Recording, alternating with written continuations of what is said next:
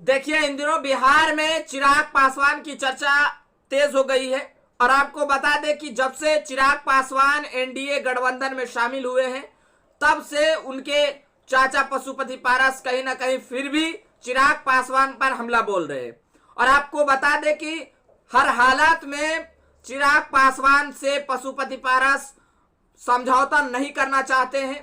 और आपको बता दें कि जिस तरीके से भाजपा की तरफ से इशारा मिला है कि कहीं ना कहीं चिराग पासवान अपने बातों पर अडिग थे और चिराग पासवान का कहना था कि मुझे पिछले बार जितने सीटें मिली थी, बता दें आपको पिछले बार 7 लोकसभा सीटों पर चुनाव लड़े थे, लेकिन चिराग पासवान का कहना था कि हमें कम से कम तो 5 लोकसभा सीटों से ज्यादा मिलना चाहिए। 6 लोकसभा सीटों की बात कर रहे थे चिराग पासवान और लगभग एनडीए की तरफ से तय हो गया है कि 6 लोकसभा सीट चिराग पासवान को दिया जाएगा।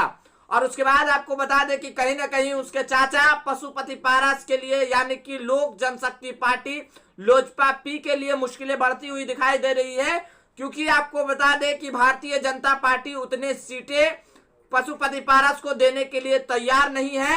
और इस बार पशुपति पारस के लिए मुश्किलें बढ़ती हुई दिखाई दे रही है, क्योंकि चिराग पासवान जिस तरीके से कुढ़नी में चुनाव होता है और जिस तरीके से गोपालगंज में उपचुनाव होता है, वहां जाकर चिराग पासवान चुनाव प्रचार करते हैं और कहीं ना कहीं चिराग पासवान का असर दिखता है वहां।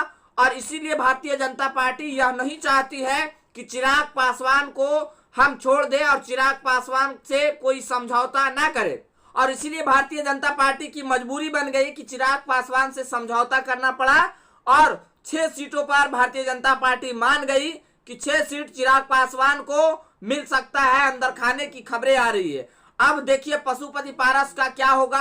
क्या पशुपति पारस के पास जो 5 सांसद चिराग पासवान को छोड़कर आए थे पशुपति पारस के साथ, तो क्या उन सभी को टिकट मिलेगा या नहीं मिलेगा, यह तो अटकलें अभी लगी हुई है। खबरें ये भी आ रही है कि भारतीय जनता पार्टी 5 सीट पर तैयार नहीं है। जब 6 लोकसभा सीट चिराग पासवान को दिया जाएगा, अब एक तरफ अलग से पशुपति पारस 5 सीट का डिमांड कर रहे हैं और भाजपा तैयार ही नहीं हो रही है।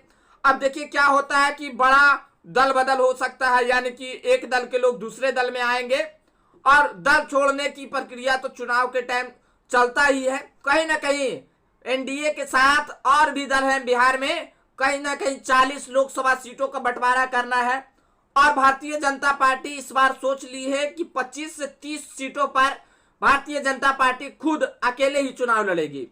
25 से 30 सीट जब चुनाव लड़ेंगे तो सोच लीजिए 6 सीट चिराग पासवान को, 2 सीट जीतन राम मांझी की पार्टी को मिल सकता है, तो वहीं 2 सीट आपको बता दें कि उपेंद्र कुशवाहा को मिल सकता है। अगर मुकेश सहनी गए तो मुकेश सहनी को 1 सीट देने को तैयार है भारतीय जनता पार्टी, लेकिन मुकेश सहनी यह बार बार कह रहे हैं कि हम एक ही शर्त पर एनडीए के साथ जाएंगे, जब चिराग पासवान को जितनी सीटें मिलेंगी उससे ज्यादा सीट मुझे मिलना चाहिए। यानी कि मुकेश सहनी का कहना है कि चिराग पासवान को अगर 6 लोकसभा सीट दे रहे हैं तो हमें 7 लोकसभा सीटें मिलनी चाहिए, क्योंकि चिराग पासवान से ज्यादा पकड़ मुकेश सहनी का है और मुकेश सहनी यह दावा करते हैं कि हमारा पकड़ बिहार में ज्यादा।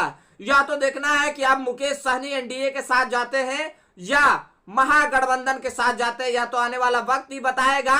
और आपको बता दें कि बिहार में इन दिनों चर्चा चिराग पासवान की हो रही है। चिराग पासवान की इस बात की भी चर्चा हो रही है कि चिराग पासवान इस बार जमुई लोकसभा सीट से चुनाव नहीं लड़ेंगे।